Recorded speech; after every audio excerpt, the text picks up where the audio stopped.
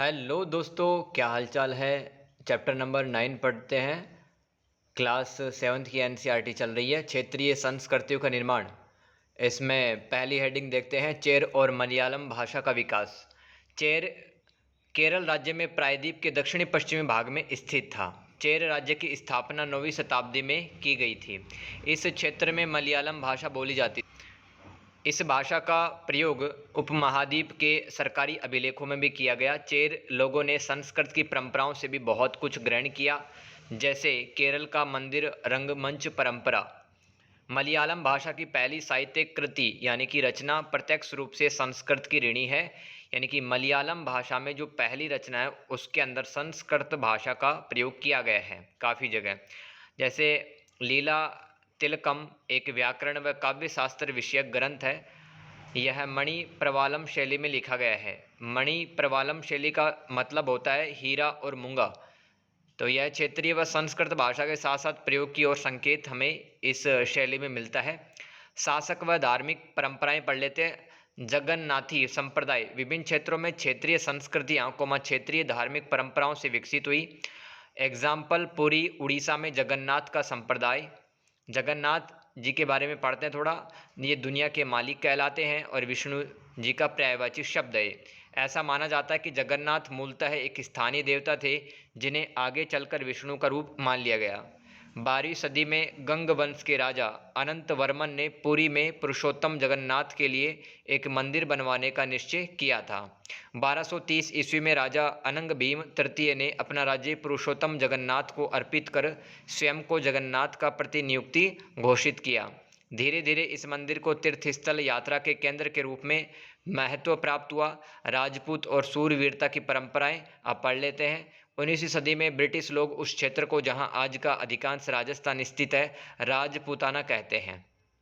राजपूतों ने राजस्थान को एक विशिष्ट संस्कृति प्रदान की है। 8वीं सदी से राजस्थान के अधिकांश भाग पर विभिन्न राजपूत राजाओं का शासन रहा, जैसे कि पृथ्वीराज चौहान का नाम आपने सुना होगा। राजपूत सूरवीरों की कहानियां काव्यों व गीतों में संरक्षित थी। ये विशेष रूप से प्रशिक्षित चारण भाटों द्वारा गाई जाती थी। ये काव्य एवं गीत सूरवीरों की स्मृति को सुरक्षित रखते थे तथा आशा की जाती थी इनमें आम लोगों को भी प्रेरणा मिले। अनेक कहानियों की भी रचना की गई, जिनमें मित्रता, प्रेम, शौर्य, क्रोध, स्वामी भक्ति आदि का चित्रण होता था। कथक नृत्य की कहानी पढ़ लेते हैं। कथक शब्द कथा शब्द से निकला है, जिसका प्रयोग संस्कृत तथा अन्य भाषाओं में कहानी के लिए किया जाता है। कथक मूल रूप से उत्तर भारत के मंदिरों में कथा यानी कहानी सुनाने वालों की एक जाति थी।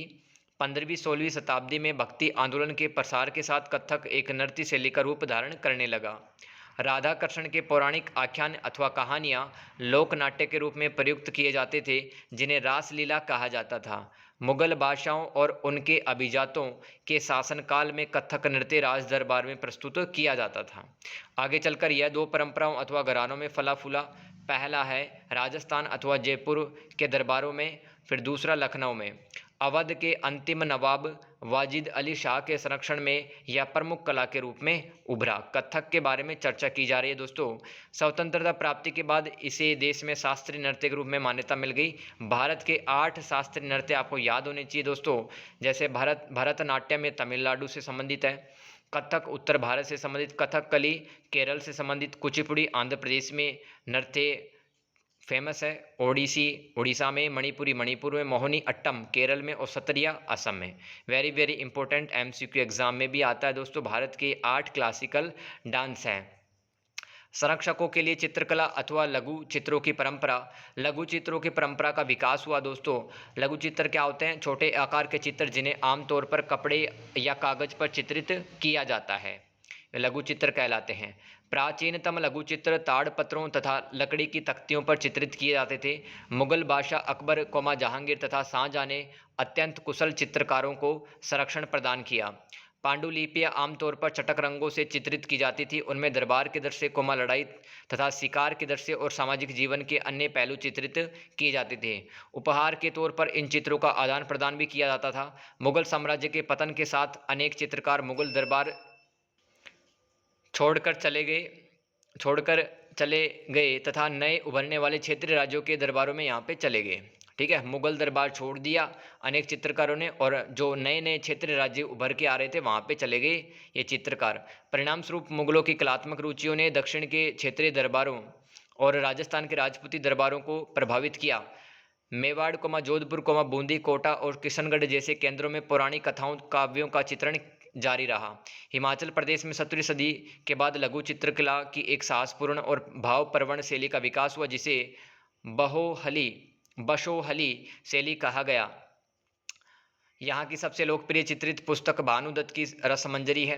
1739 में नादिर शाह के आक्रमण व दिल्ली विजय के परिणाम स्वरूप मुगल कलाकार पहाड़ी क्षेत्रों की ओर पलायन कर गए, वहाँ उन्हें आश्रय मिला। 18वीं शताब्दी के मध्य भाग तक कांगड़ा, जो कि हिमाचल प्रदेश में स्थित है, के कलाकारों ने एक नई शैली विकसित की। उनकी प्रेरणा का स्रोत वहाँ की वैष्णव परंपरा थी। कांगड़ा शैली की विशेषता ठंडे नीले और हरे रंगों सहित कोमल रंगों का प्रयोग और विषयों का काव्यात्मक निरूपण मिलता है। कांगड़ा शैली में साधारण स्त्री पुरुष बर्तनों दीवारों कपड़ों फर्श आदि पर अपनी कलाकृतियाँ चित्रित करते थे। लघु चित्र राजमहलों में सावधानीपूर्वक रखे जाते थे, जिससे वे सदियों तक सुरक्षित रहे। बंगाल नज़दीक से एक नज़र, ये हेडिंग देख लेते हैं। बंगाल में लोग बंगाली अथवा बंगला भाषा बोलते थे। आज बंगाली संस्कृत से निकली हुई एक भाषा मानी जाती है। 3री-4वीं सदी ईसा पूर्व से बंगाल और मगध के बीच वाणिज्यिक संबंध स्थापित होने के लगे, जिससे संस्कृत का प्रभाव बढ़ता गया। 4वीं शताब्दी के दौरान गुप्त शासकों ने उत्तरी बंगाल पर अपना नियंत्रण स्थापित किया तथा वहां ब्राह्मणों को बसाना शुरू किया। इस प्रकार गंगा की मध्य घाटी के भाषाई तथा सांस्कृतिक प्रभाव अत्यधिक प्रबल हुए। 8वीं शताब्दी से पाल शासकों के अंतर्गत एक क्षेत्रीय राज्य का उद्भव हुआ। 14वीं से लेकर 16वीं सदी के बीच बंगाल पर सुल्तानों का शासन रहा। 1586 ईस्वी में अकबर ने बंगाल को जीत लिया तो उसे सूबा माने जाने लगा। सूबा को प्रांत भी कहते हैं। उस समय पर शासन की भाषा फारसी होती थी, लेकिन बंगाली एक क्षेत्रीय भाषा के रूप में विकसित हो रही थी। 15वीं शताब्दी तक आते आते उपभाषाओं तथा बोलियों का बंगाली समूह एक साहित्यिक भाषा के द्वारा एकबद्ध हो गया था।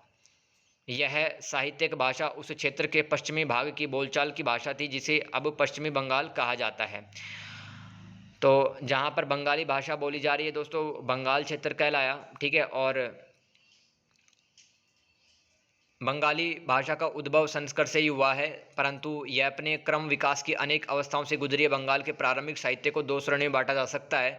पहला है संस्कृत की श्रेणी, दूसरा है स्वतंत्र श्रेणी। संस्कृत की श्रेणी पढ़ते हैं। संस्कृत महाकाव्यों के अनुवाद इसमें मिलते हैं। मंगल काव्य, जिसे अपन शुभ अथवा मांगलिक स्थितियों में गाते हैं, जो स्थानीय देवी देवताओं से संबंधित होते हैं। दूसरा है भक्ति साहित्य, जैसे गौड़ीय वैष्णव आंदोलन के नेता श्री चैतन्य देव की कहानियाँ। तो दोस्तों संस्कृत की श्रेणियों में 3 पॉइंट याद रखने हैं: संस्कृत महाकाव्य, मंगल काव्य और भक्ति साहित्य। स्वतंत्र श्रेणी के जो बंगाली साहित्य वो देख लेते हैं। नाथ साहित्य इसमें शामिल है, जैसे मैनामती गोपी चंद्र के गीत धर्म ठाकुर की पूजा से संबंधित कहानियाँ पुरी की कथाएं लोक कथाएं और गाथा गीत। मैनामती गोपी चंद्र धर्म ठाकुर जी के बारे में पढ़ लेते हैं। नाथ लोग सन्यासी होते थे, वे योगिक क्रियाएं करते थे। यह गीत विशेष है जो बताता है, ये दोस्तों सभी गीत विशेष है जो बताता है कि रानी मैनामती ने अपने पुत्र गोपीचंद को संन्यास मार्ग अपनाने को कैसे प्रेरित किया। ठीक है, तो मैनामती का बेटा रहता है गोपीचंद्र, तो गोपीचंद्र संन्यास लेता है और मैनामती गाइड करती है। धर्म ठाकुर एक क्षेत्रीय लोकप्रिय देव, जिनकी पूजा पत्थर या काठ की मूर्ति के रूप में की जाती थी। पीर और मंदिर पढ़ लेते हैं। पीर शब्द एक फारसी भाषा का शब्द है, जिसका मतलब होता है आध्यात्मिक मार्गदर्शक।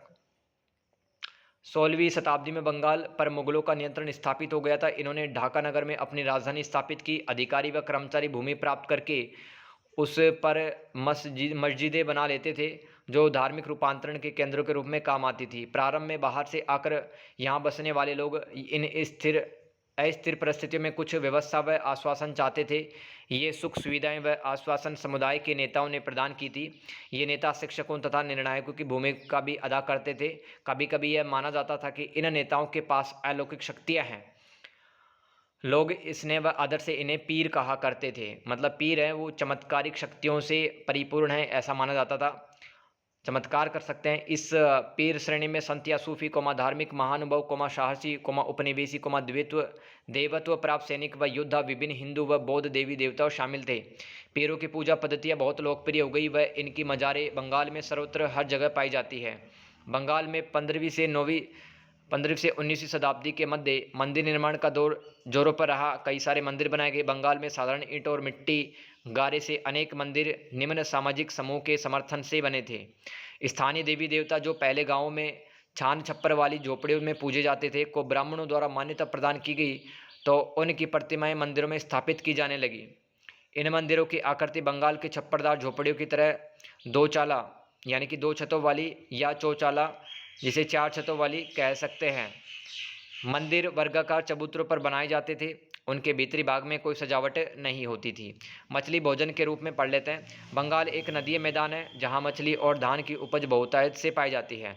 मछली पकड़ना वहां का प्रमुख धंधा या व्यवसाय रहा है। बंगाली साहित्य में मछली का जगह जगह पर उल्लेख मिलता है। मंदिर व बौद्ध विहारों की दीवारों पर जो मिट्टी की पट्टियां लगी हैं उनमें भी मछलियों को साफ करते हुए तथा टोकरियों में भर कर बाजार ले जाते हुए दर्शाया गया है। ब्राह्मणों को सामिस भोजन करने की अनुमति नहीं थी, परंतु बृहद्रम पुराण जो कि बंगाल में रचित 13वीं सदी का एक संस्कृत ग्रंथ है ने स्थानीय ब्राह्मणों को कुछ खास किस्मों की मछली खाने की अनुमति दी थी।